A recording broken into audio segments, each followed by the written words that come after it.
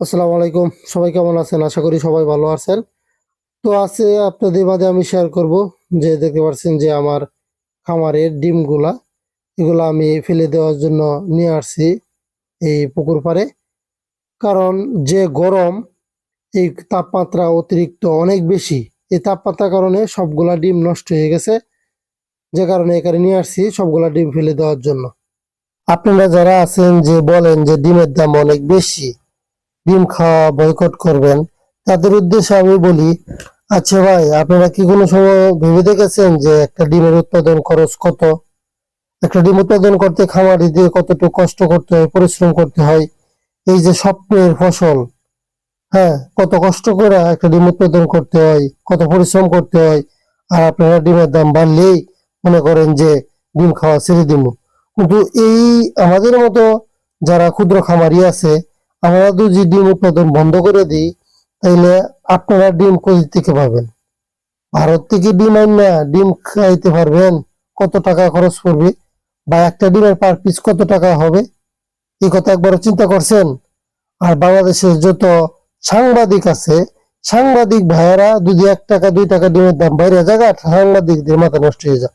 আরে ভাই, আপনাদের উদ্দেশ্যে আমি বলি, আপনারা কি ডিম উৎপাদন করেন? ডিম সম্পর্কে কোনো কিছু জানেন? বর্তমানে খাবারের বাজার কত?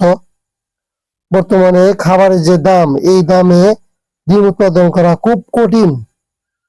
তাই আমি সকলের উদ্দেশ্য করে বলবো যে আপনারা ডিমের উৎপাদন খরচটা হিসাব করেন এবং খাদ্যের বর্তমান বাজার আর আগের যে বাজার, এই বাজারের সাথে সামঞ্জস্য করে আপনারা কথা বলবেন।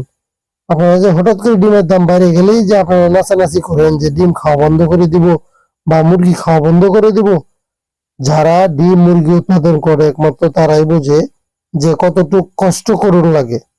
তখন এত কষ্ট করে, হ্যাঁ, এত বেশি দামের খাবার খাওয়ায়া মুরগি উৎপাদন করা বা ডিম উৎপাদন করা, তখন এটা যদি বাজারে কম দামে বিক্রি করা লাগে, অনেক খামারি আছে দেশ যে যারা কিনা ডিম মুরগি উৎপাদন করতে করতে তারা দেউলিয়া হয়ে গেছে।